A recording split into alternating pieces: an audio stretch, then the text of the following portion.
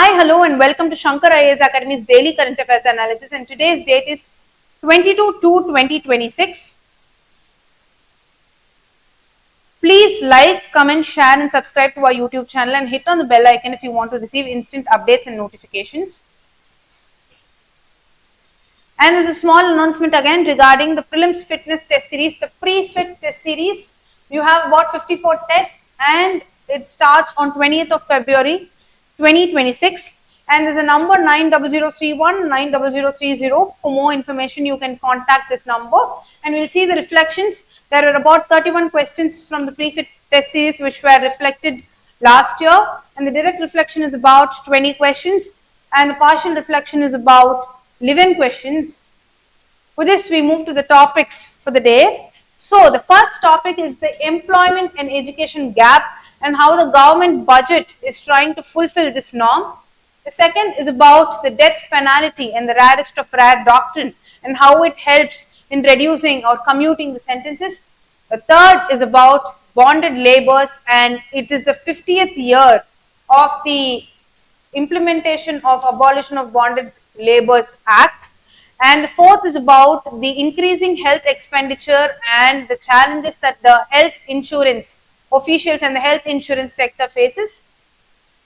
And the fifth topic is the prelims focus for the day. India is full of young population, and employment and education are two things that we always look forward to. And employment and education, as already stated, have a link. And that's what we are going to decode in today's topic. The topic is about reimagining the education and employment link. It says that the article says that the future of education is interconnected and the budget will recognize that. And how is it recognizing is what we are going to see about.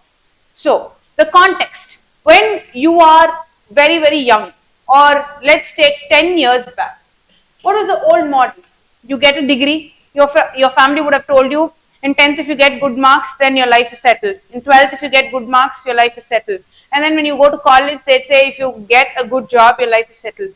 But the society is dynamic. And that's why the old model, get a degree, get a job for life, has changed now. So what is the new vision? The new vision is that the society is dynamic. We have to have continuous learning and we have to evolve to market needs, because this generation is very creative. New things are coming up. New identities are booming, and that's why it's very dynamic. So we have addressed the old model and the new model. What is this high power standing committee?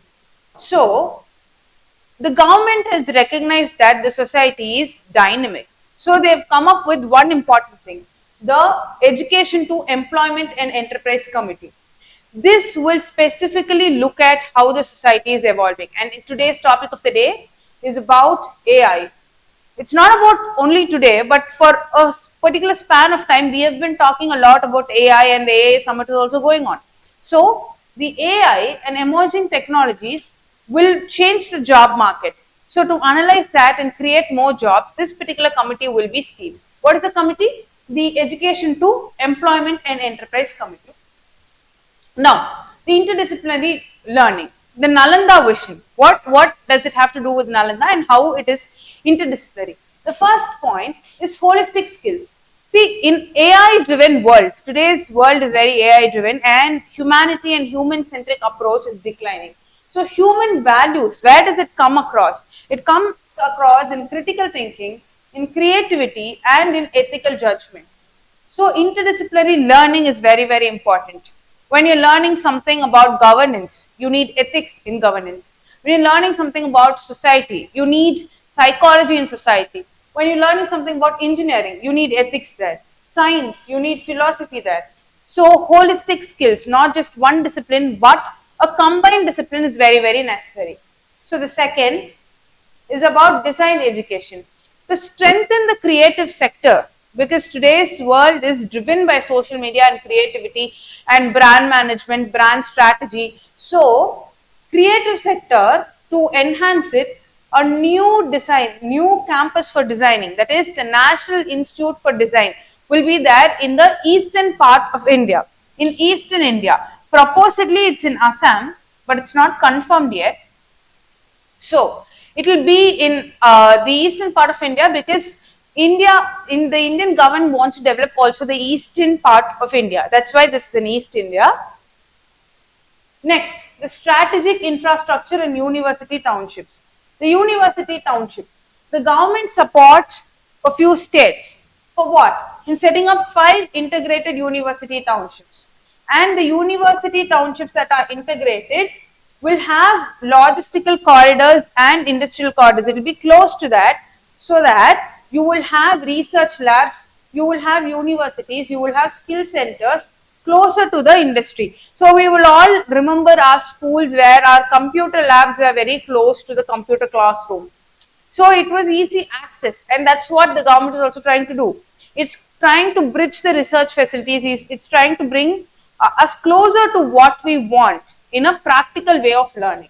And the second thing is science for public.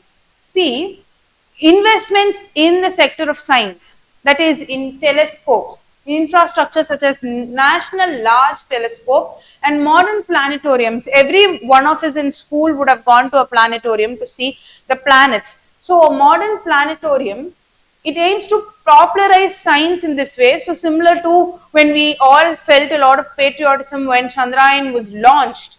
So to enhance that, to bring in the science angle, the government is trying to bring in this initiative. Now again, girls hostels, because there is a gender bias in stay. Why am I saying there's gender bias in stay? Because women statistically spend more for safety. So the government has noted this, and the budget proposes a girls hostel in every district, so that the girls will come in STEM fields, that is science, technology, engineering and medical fields. So inclusive environments, diversity in classrooms, it will promote critical thinking, break social barriers and enrich learning beyond textbooks. So they want to have an inclusive development and a practical form of learning. Now, the glow local workforce. What is glow local? Globalization plus local.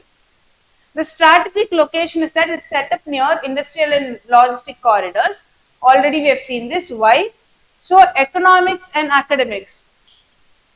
Academics plus economics. Both of them will be bridged. That's the idea. The significance is that the research that we do today, it will become industry linked if it is close by, and it will not be abstract. Abstract not only on paper or not only in theory, and it will enable a real-time collaboration between manufacturing and supply chains. And here you can also quote Atmanirbhar Bharat in your answers. The reasoning. Why ethical AI needs the humanity shield? Again, the reasoning is that the education to employment enterprise, it will understand the ethical framework of AI, how AI is manufactured and how AI large language models are trained and what are the disparities there and how do we address that. So future in science budget will increasingly need ethics. So if ethics are there, it will serve the society rather than creating new inequalities. In a video 2 days back, we also saw how AI and caste are interlinked.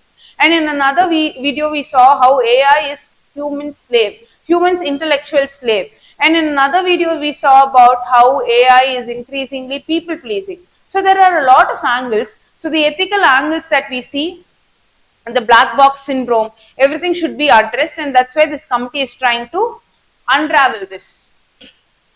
And with this, we have come to the main practice question for the day. The question is, examine how the recent budget proposals aim to transform education to employment relationship in India through interdisciplinary learning in industry-linked townships and ethical AI frameworks. This is a 10-mark question with 150 marks. So you can send us across your answer copies and we'll help you aid in more in your preparation. And this we'll move to the second topic.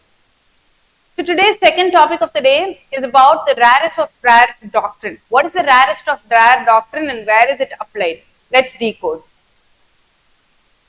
So the news recently in Bhubaneswar, we saw that the death penalty row was going on. Does India really need to give death penalty, or is it something that can be compromised? Was the question. Now there was a person who was sentenced to death for murdering his wife. And this case was going on from August 2024. And he has sought for reappeal. And now the court is saying that, okay, we will give the final judgment on February 26th of this year. So, what is the preliminary objection? It said that the trial is not fair. And why is it not fair? It is because it had procedural violations, is what he's saying. And the High Court ruled something. It said that the Orissa High Court said that it rejected all the objections that were made by the client.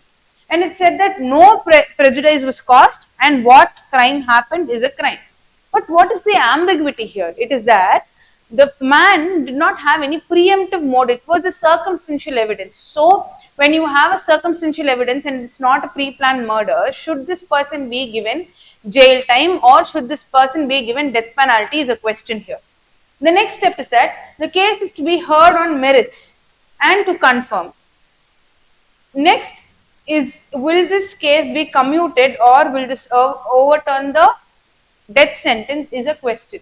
This is what is going to happen on 26th of February 2026. In the Bachchan Singh versus State of Punjab, the case Bachchan Singh versus State of Punjab, death penalty is applied only when life imprisonment is unquestionably foreclosed. What does it mean? When you cannot give any other commuted death sentence for death sentence, when you cannot reduce the term, and that is when this death sentence is given. So, what must the court balance? The court must balance two things. One is when a person has committed something very, very gore or brutal, or he has had some motive, or the nature of the crime is very, very heinous. In that case, they have to take the stance of death penalty, but also they must match it with the age factor. Can they be reformed? And their socio-economic background. No, now they have to balance with the mitigating factors and the aggravating factors. Zero confirmations. The Supreme Court of India reportedly confirmed that no death sentences were given for 3 consecutive years. That is from 2023 to 2025, and acquittal stage. In 2025, 10 death row prisoners were acquitted, highest in a decade. So in 2025 is where the acquittal stage started. And after that, the Sessions Court awarded 1,310 death sentences from 2016 to 2025. Now there is a high error rate. In 2025 alone, 128 death sentences were given. So there's a spike. Now the high error rate, only approximately 8.31% of the death sentences were confirmed by the High Court. Most of them were commuted or most of them were overturned. Now what do we understand here? We understand that the legal and judicial process, the death sentence of a session court must be confirmed by the concerned High Court. So when a sessions court gives a death sentence, the High Court must approve the death sentence and the convict can appeal in the High Court's decision to the Supreme Court of India. Why? Because we have a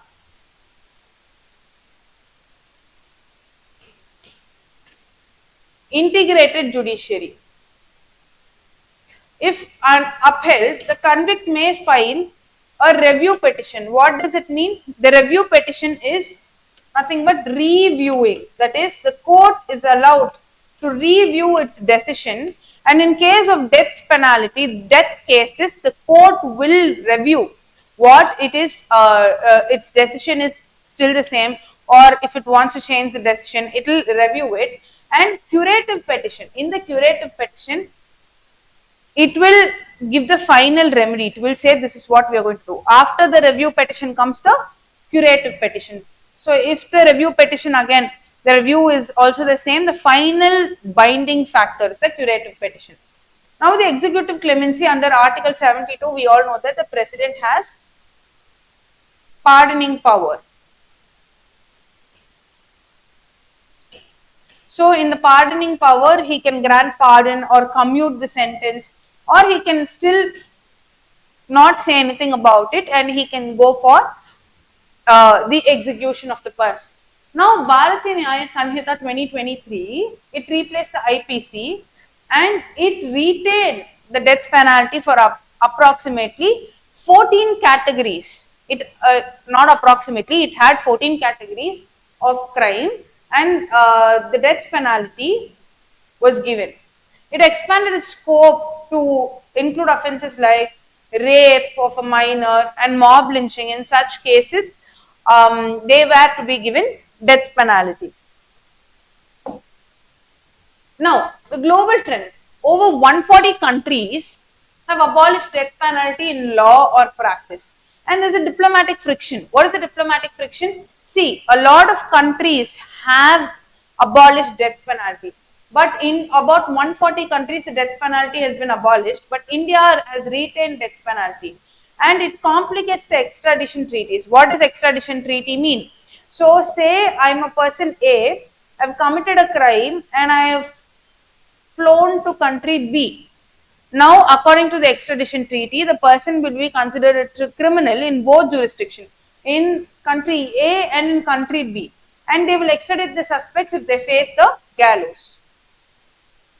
Okay, so the recommendations are, this is called the rarest of the rare doctrine because death penalty should be given only in the rarest of rare cases when the crime is so heinous.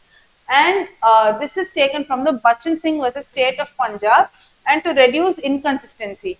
And there's a recent decision, even in heinous crimes, death penalty should not be imposed if reform is possible and no future threats exist. So, if there is a reform possible, then you should only commute the sentence and you should not be in a point where you want to immediately give death penalty to the person. Death penalty should be given only when there is no scope for reform. Delays, that is reasonable, there should only be reasonable delay when there is some kind of appeal. Appeal should be time bound, it should not be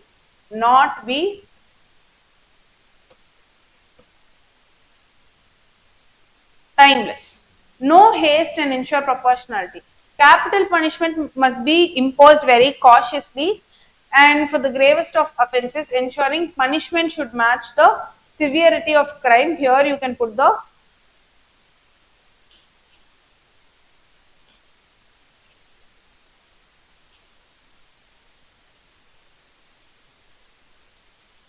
doctrine of proportionality. Now again, the mains practice question, that is, examine the challenges in application of the rarest of rare doctrine in India's death penalty jurisprudence. So the recent trends indicate a need for clearer sentence guidelines. This is again a question for 15 mark, 250 words. And again, in the first topic, the topic about employment in education, in the STEM field, I had mentioned the M as medical. It's not medical; it is mathematics. So please do correct that. And with this, we'll move to the third topic for the day.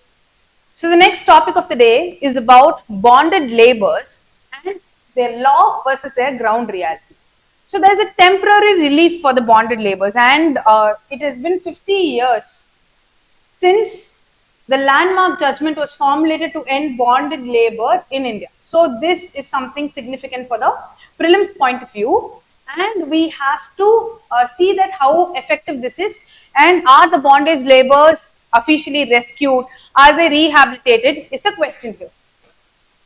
So what's the constitutional basis? Point 1, Article 23. What does Article 23 state? It states that it will prohibit the traffic in human beings and beggar in similar forms of forced labor. So that there is no forced labor in India. They want to prohibit and abolish that. The landmark law is that the Bonded Labor System Abolition Act in 1976. It stated that the bonded labor system in India is to it is to be ended, and the economic and physical exploitation will not be there, is what it stated. Now, what is the definition? The definition is that bonded labor is a form of forced labor. A form of forced labor where a person who works for a creditor to repay a debt is often under exploitative conditions with little money or no money to pay. So typically a lot of people are even becoming slaves because of this particular debt trap that is happening. So they go into a vicious cycle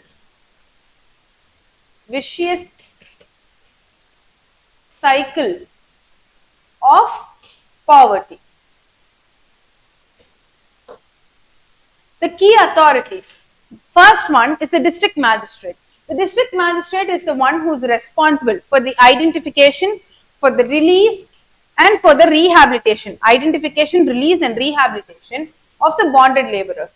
And there are the vigilant committees. The vigilance committees, they are constituted at the district and subdivisional levels, and they are to advise the district magistrate on the implementation of the act. Now, the vicious cycle of debt. This you can use it in the social justice perspective. It's because extreme poverty forces workers to take small loans for survival. But after they take loans, the post-rescue is very weak. Even today, we see a lot of Brooklyn workers who are in the vicious cycle of poverty without livelihood alternatives, and many return to the same creditors. Bondage becomes a recurring survival strategy and not a one-time thing. So recurringly they are changing again and again.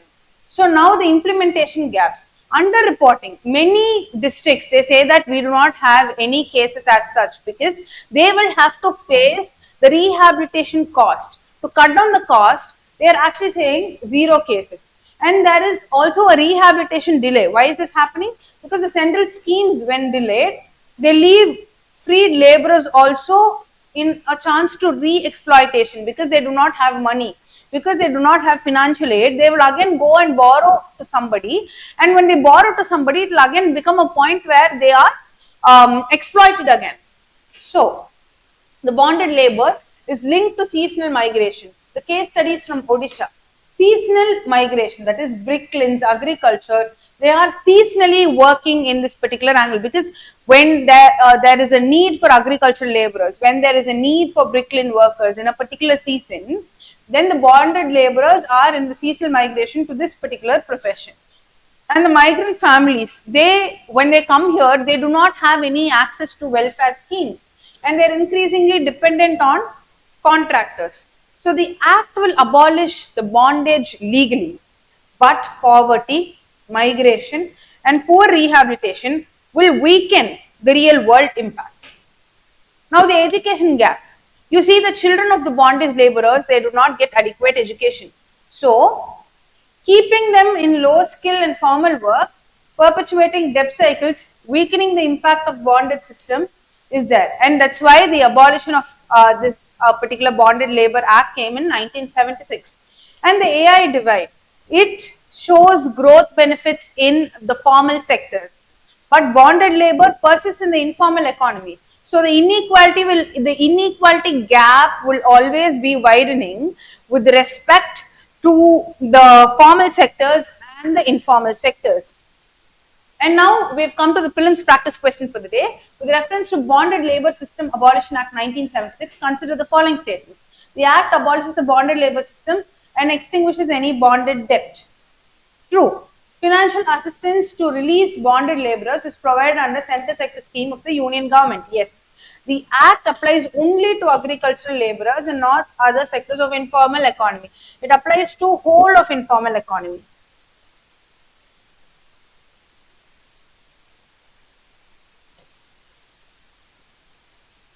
So statement 3 is wrong. The answer is option A, 1 and 2. Let's check. Yes, the answer is option A, 1 and 2. With this, we have come to the end of this topic and we move to the next topic for the day. Today's next topic of the day is about health insurance. Health insurance is something very, very significant, and even today about 40% of saving amounts go to health insurance, and today it's a significant article, and let's decode why. So the news is that only 39% to 48% of the households have health insurance. And even in the families where there are health insurance, even when the families where there are members who are insured, for approximately 40% of healthcare costs are out of pocket because they are not covered in the insurance. And the medical inflation grows about 12 to 14% annually and reduces the real value of the coverage. And the claim rejection is also about 11%. Even with things like cashless transactions coming today, there is a lot of issues going around with the health insurance. Amartya Sen, the capability and information asymmetry. He says that health is very, very important. Health is a precondition for functioning. Without health, you will not have real freedom. So, your capability depends on how your health is. And the information asymmetry. In private insurance systems, doctors know more than patients. And when the doctor said you have to take this treatment, you have to do this, the risk of over treatment, the risk of overselling of drugs is there, and it's a profit driven exploitation. Amartya Sen favors stronger public provisioning or a single payer model to ensure equity and to reduce market failures. So, Abhijit Banerjee and Esther Duflo, the poverty trap, they're talking about in poor economics. They explain how health shocks, suddenly when you have a health shock, it gives you an expenditure that you cannot come out of. A major illness like heart attack pushes poor family into debt and they create a S-shaped poverty line. So if it's your graph, a S-shaped poverty line is like this, and when they cross, this is a cost hump. When they cross the cost hump, it traps them into a long-term poverty. Health, social class, and sonic aggression, that is, quality healthcare often is denoted by class and it reinforces inequality. The health is integral to Article 21. That is, Article 21 talks about right to life. Health is very, very integral for Article 21 under the Indian Constitution. And noise pollution, that is sonic aggression, is increasingly viewed as violating right to peace and a core component of public health. So, sonic aggression, when they give, you have to remember it is nothing but noise pollution. The constitutional linkage, Article 21. Article 21, the Supreme Court in Paschim Banga Ket Mastur Samiti was the state of West Bengal, expanded the right to life to include right to health. Article 47 makes it the primary duty of the state to raise the nutrition level and to improve public health. The administrative linkage is that adverse selection, only high risk and sick individuals enroll, which makes the insurance really expensive. So people who are normal, only people who come from a lineage of insurance families, they enroll in insurance, otherwise this does not happen. And it's a moral hazard. Patients or hospitals overuse the services in insurance because the insurance bearers will bear the cost. And geographically also there is an inequality, that is, insurance penetration is concentrated in the southern front runner states and not in the northern states. The northern, eastern and central states lag behind. Henceforth, there is a regional health inequality. This is something that is very, very important in your mains perspective.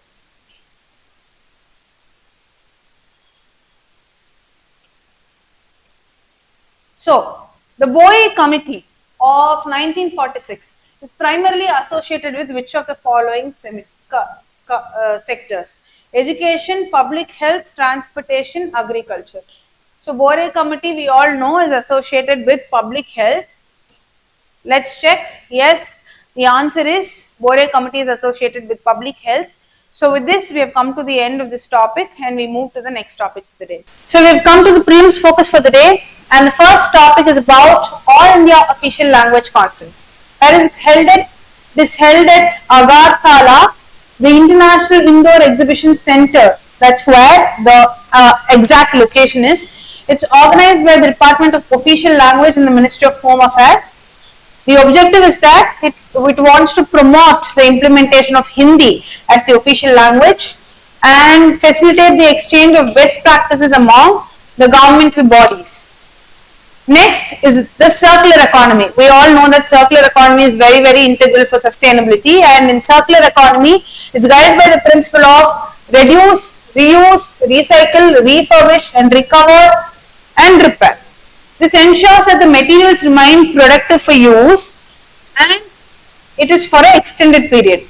By 2050, India's circular economy is expected to reach the market value of about $2 trillion and create about 10 million jobs.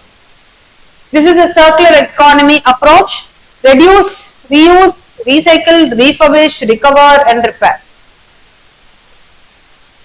The AI Impact Casebook, Health and Education. It is launched in the AI Impact Summit 2026, which is going on now.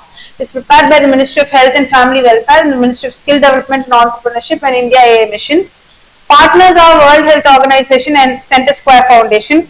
The objective is to document real-world AI deployment that have scaled beyond the pilot and to cover applications in clinics, classrooms, and skilling ecosystems. This is the objective.